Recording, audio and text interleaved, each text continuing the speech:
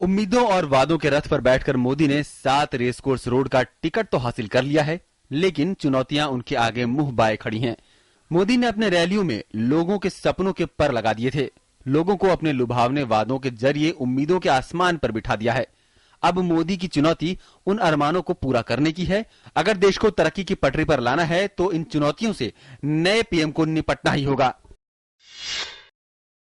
मोदी के सामने सबसे बड़ी चुनौती महंगाई से निपटने की है। देश की जनता महंगाई से त्रस्त है क्योंकि हर चीज के दाम आसमान छू रहे हैं।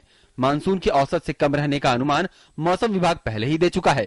अगर मानसून का मिजाज बिगड़ता है तो नई सरकार के लिए सबसे बड़ी चुनौती फिर से महंगाई ही रहने वाली है। चुनाव प्रचार के दौरान लगभग हर पार्टी ने भ्रष्टाचार के खिलाफ आवाज बुलंद की है। देश में करप्शन के खिलाफ माहौल भी बना है, लेकिन सवाल यह है कि करप्शन के खिलाफ सरकार क्या कदम उठाएगी। सब्सिडी का बोझ बढ़ता जा रहा है। सब्सिडी कम करने पर जनता बेहाल होगी और सब्सिडी बढ़ाने पर घाटा बढ़ेगा। ऐसे में इस पर संतुलन बनाना मोदी के लिए अहम चुनौती है। बीएसपी यानी बिजली, सड़क, पानी पर बड़े बड़े दावे बीजेपी ने अपने विज्ञापनों में किए हैं। नई सरकार को इन मुद्दों से जूझना ही पड़ेगा। अब सवाल ये है कि घर घर बिजली कैसे जाएगी, जब इतना उत्पादन फिलहाल होता ही नहीं है। अच्छी सड़कें और साफ पानी की समस्या से निपटना बड़ी चुनौती होगी। वस्तु एवं सेवा कर यानी जीएसटी लंबे समय से लटका पड़ा है, क्योंकि राज्यों में इस पर मतभेद है। अप्रत्यक्ष कर सुधारों की ये महत्वपूर्ण योजना मोदी के लिए काफी टेढ़ी खीर साबित होने वाली है। गैस की कीमतों का मामला काफी विवादों से भरा रहा है। चुनाव के चलते दाम बढ़ने पर रोक भी लगी थी।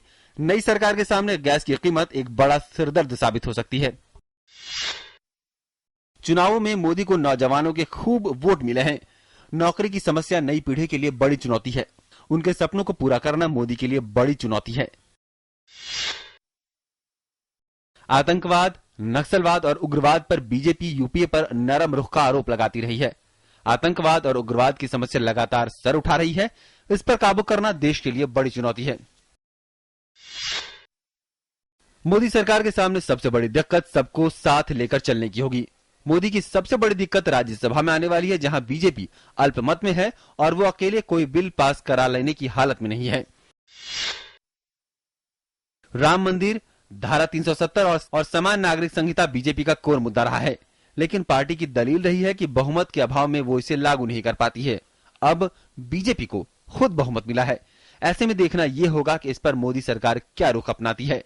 इन 10 बड़ी चुनौतियों के अलावा भी चुनौतियां हैं जिनसे आने वाली सरकार को निपटना होगा, और यह आसान काम तो बिल्कुल नहीं है।